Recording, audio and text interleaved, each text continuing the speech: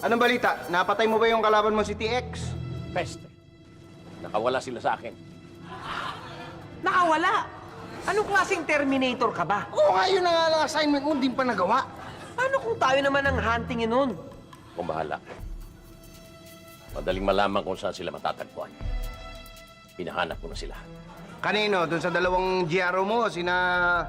Ang pangalan nun? Dolores at Isabela. Dolores sabi, oh, yun nga. Oy, tumawag kanina yung dalawang yun. Matagal ka na rin, di naguhulog dyan sa motorsiklong kinuha mo sa kanila.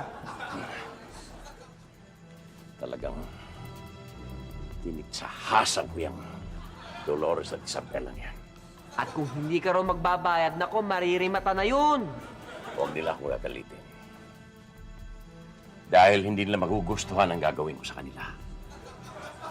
Oo, tamo. Kita mo talaga ugali mo. Ikaw na nga may atraso, ikaw pa matapang. Ay, yabang mo, ha? Ano kung magsalita ka, parang kaya mong lahat ng dito sa mansyon, ano?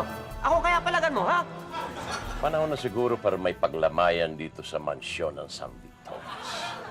Ha? Paglamayan? Ako kaya yung tinutukoy niya?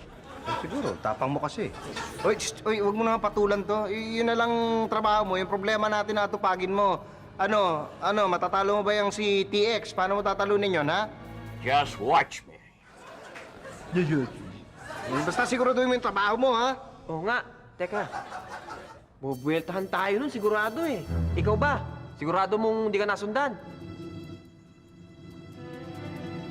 Sabi na nga ba, pumalpa ka na naman eh. Papatulan na talaga kita eh. Ano? Ha? Tama na!